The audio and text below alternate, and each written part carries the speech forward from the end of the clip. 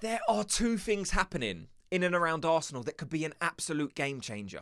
We've got a massive game tomorrow against Chelsea, and I'm going to tell you why this is a pivotal moment in Arsenal's season. I want to get your guys' thoughts on that and a few other things as well. We've also got a bit of an injury update on Declan Rice, which is quite interesting, a bit of vagueness around that. But before we get into it, I just want to get people's score predictions. Always on this channel, I ask people for a score prediction because if they get it right, in the breakdown video, the day after the game, I always flash it up on screen to show people how many listeners or viewers have great football knowledge. We haven't had a correct score prediction in the last 2 games. So if you think you know what the score's going to be, just let me know in the comment section. So, look, this game comes at a time where things are not spiraling out of control for Arsenal, but you can definitely see a bit of a momentum shift, a bit of a shift in perception about the manager. There's been so much noise over these past few weeks, and it's weird because we haven't really been having these kind of conversations for the past 2 seasons. Like, the trajectory for Arsenal has been on the up, and I'm looking at this game against Chelsea and saying, right, if you lose this game, then Arsenal will seriously start to spiral, because if Liverpool and Man City pick up maximum points this weekend, you're probably looking at that gap and saying there's 10 points and we're the first week of November. So although it wouldn't be impossible, you do have to sort of come to start being realistic and say, like, 10 points by mid-November. You need to start bucking up your ideas quickly. And that's why this is the perfect game against Chelsea, because you're playing a good team. It's a London rival against a team that is playing very, very well this season. Chelsea have undoubtedly improved this season. Arsenal seems like they're not as strong as last season, although it was only a week or 2 ago that we sort of flashed up that statistic where it said after 9 games, Arsenal, or 10 games, Arsenal had the exact same amount of points. So I don't think things are as negative as a lot of people like to make out they are. I'm hearing a lot of conversation about the manager. Like I said, it's just not a conversation I want to hear. Now, the one thing I pride myself on in this channel is we always hear and listen and respect people's opinions.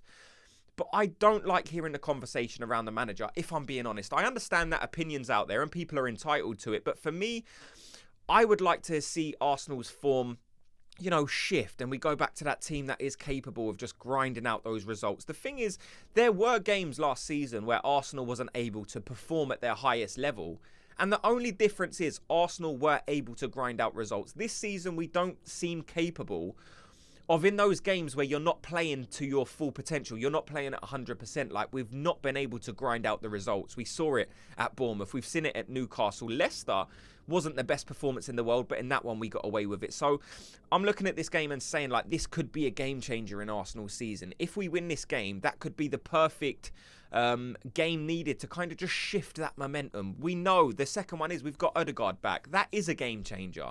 Like, what is people's opinions on Martin Odegaard?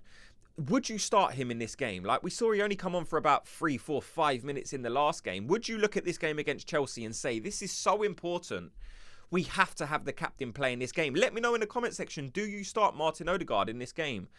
I think we have to be careful of, by the way, I probably would. If he's up to fitness, then I'm saying you want your best player playing, so absolutely start Martin Odegaard. But I think we do have to be careful and remember, this is a player coming back from injury. How often do you see it that a player comes back from injury, then automatically they're the player that they was before the injury? All of a sudden, they are your talisman, your best player on the pitch. And although I do think he has the ability to do that, I think we're resting a lot of hope on Martin Odegaard's shoulders and saying the only reason we're losing is because we haven't got Martin Odegaard.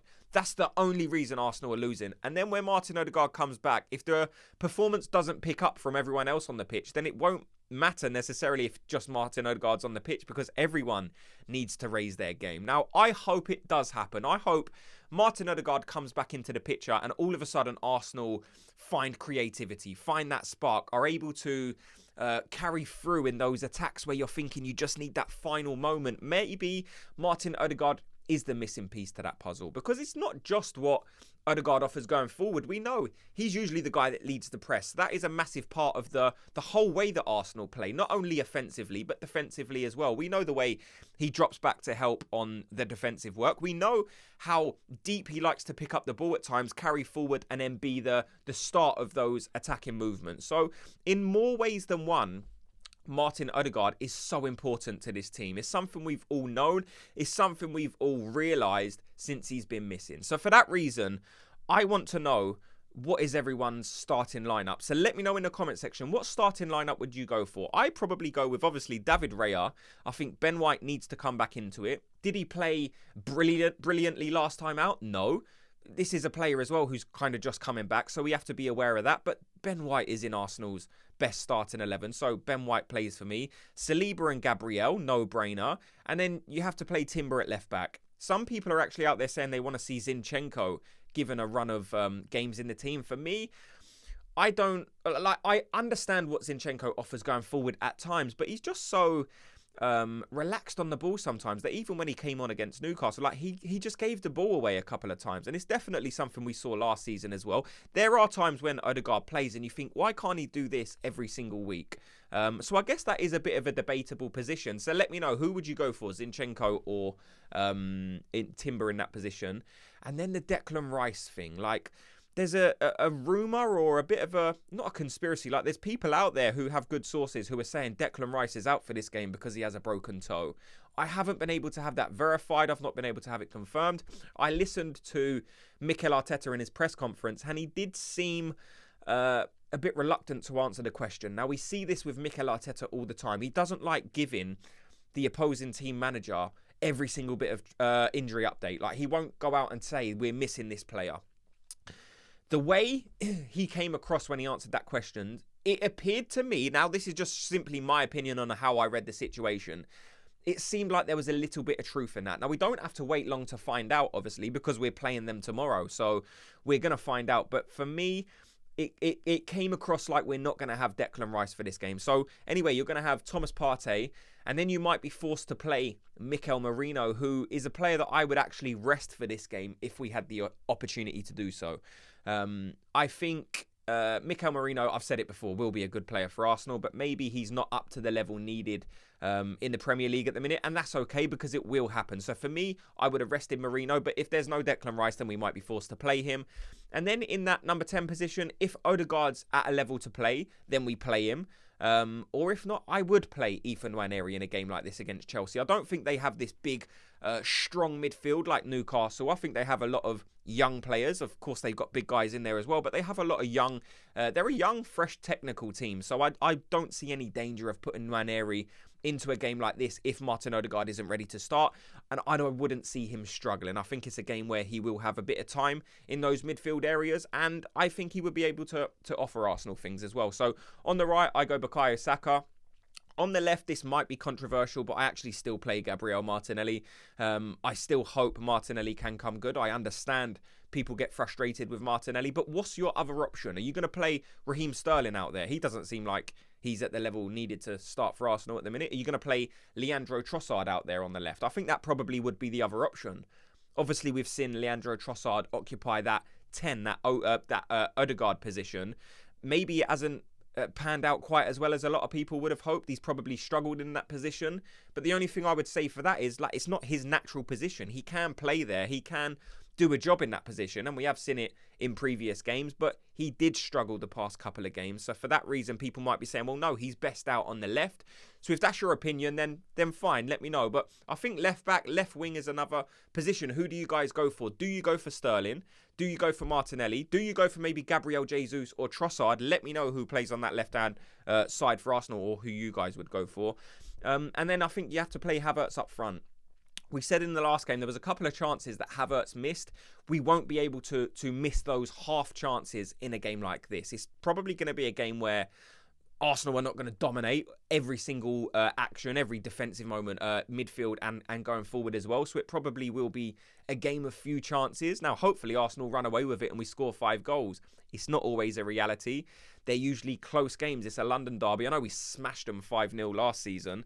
They was without Cole Palmer in that game as well. So let me know your team prediction or what team you guys would go for. And that is an interesting one with Cole Palmer, because there seems to be news coming out of Chelsea fans or the Chelsea media saying that Cole Palmer could be absent for this game. Now, I don't wish injury on any player, but it does help when the opposite team's best player is missing. So if Cole Palmer's missing, I'm certainly not going to shed a tear. I'm not going to be gutted or disappointed. It's just the reality of football. So, of course, like, it would be nice to beat Chelsea's best team with Cole Palmer in, because then it kind of just stops the excuses from the Chelsea fans. But if Cole Palmer misses this game, then so be it. But yeah, let me know your guys' thoughts on the game. I think, like I said, we have to win this game. Liverpool and Man City don't have the easiest fixtures this weekend. So if we drop points and they drop points, it will be a massive chance missed, because Man City are playing Brighton away. We've seen the form of Man City recently. They haven't looked as clinical, as sharp, as free-flowing as they usually are. So this is a great chance for Arsenal to capitalise. Like, they've missed Rodri. It's crazy that a team with that many superstars can miss one player, then all of a sudden their form falls off a cliff. I've never seen it where one player is so instrumental. It's like the glue that holds every single world-class player together. Without that, they just don't know what they're doing. It's crazy to me, but we need to take advantage of that. And Man City away at Brighton is a tricky tie. That's 5:30 today. So that game might even happen by the time you're watching this video. So let me know what Man City done. And then Liverpool have got Villa at home. Liverpool seem unstoppable at the minute. If you think that's going to happen all season, it's not. Like, it's just simply not going to happen. Liverpool will go through a run of fixtures where they're going to struggle. And I'm hoping it happens tonight, because there are some Liverpool fans in my comment section who are so happy with the way things are sitting at the minute.